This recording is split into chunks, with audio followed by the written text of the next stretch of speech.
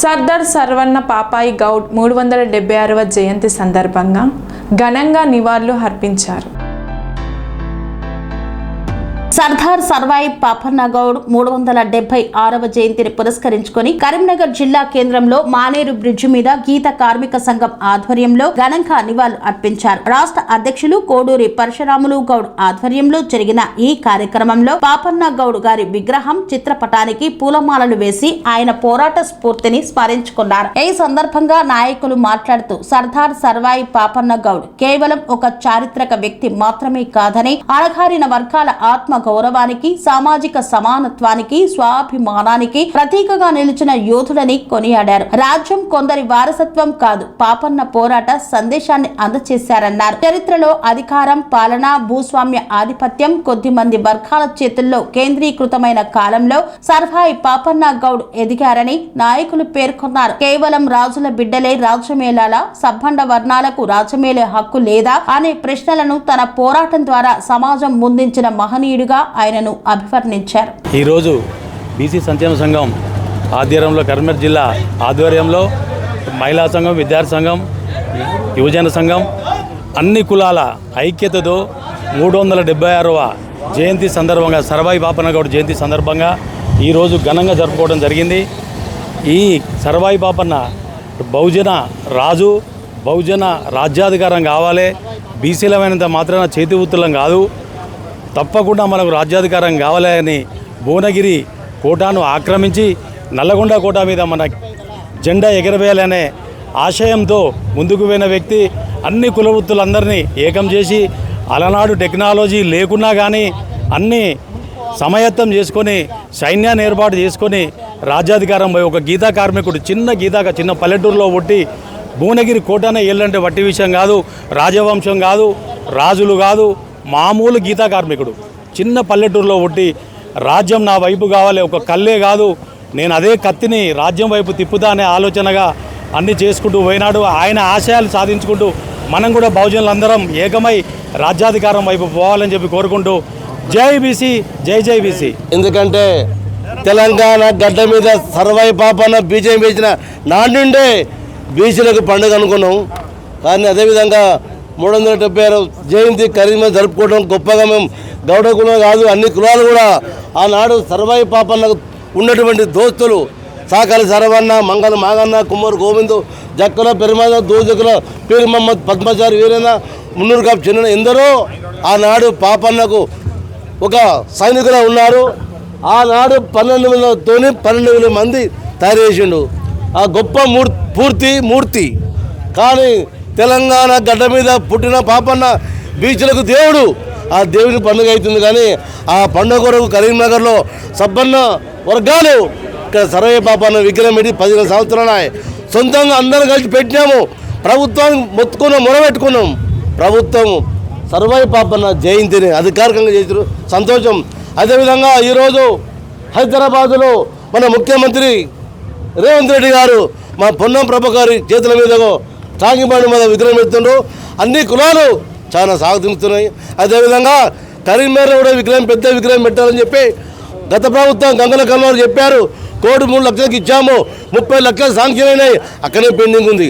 అవన్నీ రాజకీయాలు పక్కా పెట్టేసి ఈ విగ్రహం పెట్టాలని చెప్పి కోరుకుంటున్నాం. అదేవిధంగా ఇంకోటి బాధాకరం వాస్తవం కూడా కరీంనగర్ జిల్లాలో నాయకులు కానీ అదేవిధంగా ప్రజాప్రతినిధులు కానీ వ్యవస్థ కూడా ఏది మన ఉన్నటువంటి ఆఫీసర్లు కూడా ఈరోజు ఇంత పెద్ద కార్యక్రమం చేసినాము. ఆఫీసర్లు హాజరు కాలేదు, కొందరు ప్రజాకులు హాజరు కాలేదు. ఈ బీసీలను ఇంత సులువా అని ఆఫీసర్లు కడుతున్నాను, నాయకులు కడుతున్నాను. నేను చెప్పాము, ఇంతకుముందు కూడా చెప్పాము, కలెక్టర్ ఆఫీసులో కాలే ఈ సర్వాయి పాపన్న మన అంబేద్కర్ జయంతి ఎలా చెప్తారో ఆఫీసర్లు ఫోటో దండం పెట్టి ఇక్కడ రావాలన్నాం. ఇంతవరకు వాళ్ళు రాలే. ఎందుకు రాలేదు? అంత బీసీలకు ఇంత అలసా అని మేము అంటున్నాం, మా బాధ వ్యక్తం చేస్తున్నాం. జరిగిందే పాపన్న జయంతి కానీ వర్ధంతి కానీ కంపల్సరీ చేయాలని కోరుకుంటున్నాం. మా బీసీలో బాధపడుతున్నాం.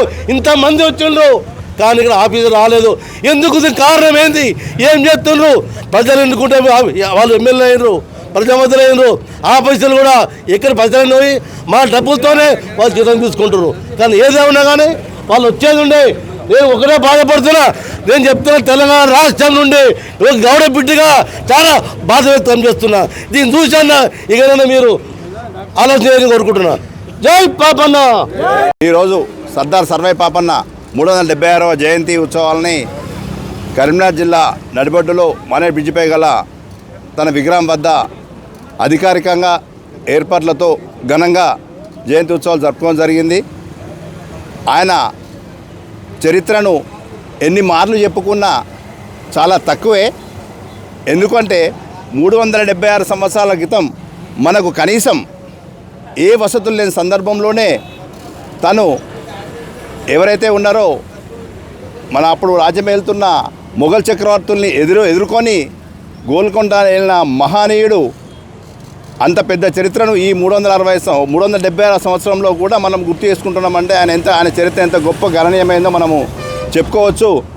ఇప్పుడు ఈ విగ్రహాలు పెడుతున్న ఉద్దేశం ఏంటి అంటే, ఇప్పటి వరకు ఎక్కడైనా కానీ సబ్బన్న వర్ణాల మహాచక్రవర్తి ఎవరు ఉన్నారు అంటే పాపన్న అని చెప్పొచ్చు. ఎందుకంటే ఆయన యుద్ధం చేస్తున్న క్రమంలో ఎక్కడ కూడా పెత్తందారులను కానీ పెట్టుబడిదారులను కానీ ప్రోత్సహించకుండా పూర్తిగా గరీబులో ఎవరైతే అణగారిన జనం ఉన్నారో వాళ్ళని పట్టుకొని మాత్రమే ఆయన యుద్ధం చేసి గోల్కొండ కోట వెళ్ళిన మహనీయుడు.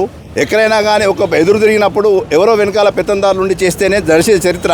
కానీ సర్దార్ సర్వై పాపన్న ఖచ్చితంగా ఎవరైతే దెబ్బతిని బాధపడే వాళ్ళు ఉన్నారో వాళ్ళని మాత్రమే అండగా ఉండి వాళ్ళకే సహాయం చేసి చేరిన మహనీయుడు. ఇవాళ మేము విగ్రహాలు ప్రతి చోట, ప్రతి మండలంలో, ప్రతి కేంద్రంలో పెట్టాలని ప్రభుత్వాన్ని ఎందుకు విజ్ఞప్తి చేస్తున్నామంటే, ఎప్పుడైనా తను చూసినప్పుడు ఒక స్ఫూర్తిగా, అంటే ఎలాంటి కమ్యూనికేషన్ లేని టైంలోనే ఒక రాజ్యం వెళ్ళి తన పరిజ్ఞానం, తన తెలివిని ఉపయోగించి ఒక రాజ్యాన్ని ఒక రకంగా చెప్పాలంటే తెలంగాణది రాజ్యం అయితే తప్ప స్టేట్ కాదు అప్పుడు. ఎందుకంటే 375 సంవత్సరాల క్రితం మనకు అది రాజ్యం కిందే లెక్క. అలాంటి సందర్భంలో ఒక రాజ్యానికే రాజు ఆయన. అప్పుడు అంత చదువు పరిజ్ఞానం లేదు, ఏ పరిజ్ఞానం లేని టైంలోనే ఆయన వెళ్ళినాడు. ఆయన విగ్రహం చూసినప్పుడైనా కనీసం యువత కొంత పరిజ్ఞానానికి వచ్చి ఉన్న పరిస్థితుల్ని అవగతం చేసుకొని ఇంత స్ఫూర్తిదాత ఉన్నాడు. అది గౌడ కులంలో పుట్టిన బిడ్డ అని చెప్పడం అన్నది మేమందరం కూడా గౌళ్ళము ప్రౌడ్గా చెప్పుకుంటున్నాము. కానీ గౌళ్ళకే కాదు, ఆయన అన్ని కులాలని కలుపుకొని, సబ్బన్న కులాలను కలుపుకొని, ఏ ఒక్క కులాన్ని కూడా విస్మరించకుండా అణగారిన కులాలు అన్నింటిలో కలుపుకొని పెద్ద ఎత్తున యుద్ధం చేసిన మహానీయుడు. అలా ఆయన జయంతి జరుపుకోవడము నిజంగా మేము మా అదృష్టంగానే పరిగణిస్తున్నాము. ఎందుకంటే ఆయన పేరు 376 సంవత్సరాల తర్వాత స్మరించుకోవడం అన్నది ఇది చాలా గొప్ప విషయము. ఈ జయంతి ఉత్సవాలను ఇలానే ప్రతి సంవత్సరం కూడా మా గీత కార్మికులందరూ కూడా ప్రతి మండల కేంద్రంలో, జిల్లా కేంద్రంలో కూడా నిర్వహించుకోవాలి. అలానే ఇక్కడ మా కరీంనగర్ నడిబొడ్డున ఉన్న విగ్రహాన్ని వచ్చేసరికైనా కానీ ఈ సెంటర్లో గతంలో ఒక 30 లక్షల రూపాయలు అయినాయి, దానికి ₹1 ఫండ్ అవుతుందని చెప్పినారు. ఆ ₹1 పెట్టి మాకు ఇక్కడ విగ్రహాన్ని పెద్ద పైలాన్ చేయాలని మేము ప్రభుత్వాన్ని డిమాండ్ చేస్తున్నాం.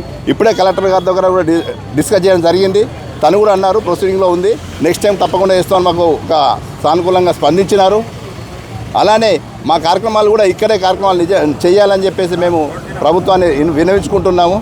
Thank you. సర్దార్ సర్వాయి పాపన్న 376వ జయంతిని పురస్కరించుకొని మరి బహుజనుల అందరి ఆధ్వర్యంలో ఈరోజు వారి యొక్క జయంతిని ఘనంగా నిర్వహించుకోవడం జరిగింది. మరి ఆనాడు ఊరు కొడితే ఏమి ఫలం, పల్లె కొడితే ఏం ఫలం అని చెప్పేసి 17వ శతాబ్దంలోనే డక్కన్ గడ్డపై ఒక రాజుగా బహుజనులందరినీ ఒక గెరిల్లా సైన్యం ఏర్పరచుకొని భువనగిరి కోట నుంచి గోల్కొండ కోట వరకు స్వాధీనపరుచుకొని అక్కడ నుంచి రాజ్యపాలన చేసినటువంటి మొట్టమొదటి బహుజన విప్లవ వీరుడు, బహుజన చక్రవర్తి సర్దార్ సర్వాయి పాపన్న గారి ఆశయ సాధనలో వారి యొక్క ఆశయ సాధనని, వారి యొక్క ఆలోచన విధానాన్ని ఈరోజు పాఠ్య పుస్తకంలో చేర్చి భావితరాలకు అందించాలని చెప్పేసి ప్రభుత్వాన్ని డిమాండ్ చేస్తూ ఉన్నాం. మరి అలాగే ఈరోజు ఎవరికో బానిసలుగా కాదు, మన ఓటు మనం వేసుకొని రాజ్యాధికారం దిశగా కొనసాగినాడే ఈ యొక్క బహుజన రాజ్యాధికారం వస్తుంది. ఇంకా ఎవరికో బానిసలుగా బతకకండి. ఏ పార్టీ అధికారం ఉంటే ఆ పార్టీకి మూతులు నాకడం కాదు. మరి మన జెండా మనం మోస్తూ బహుజన రాజ్యాధికారం దిశగా ప్రతి ఒక్క బహుజనుడు ఆ దిశగా ముందుకెళ్లాలని చెప్పేసి కోరుకుంటూ జై బీసీ, జై జై బీసీ.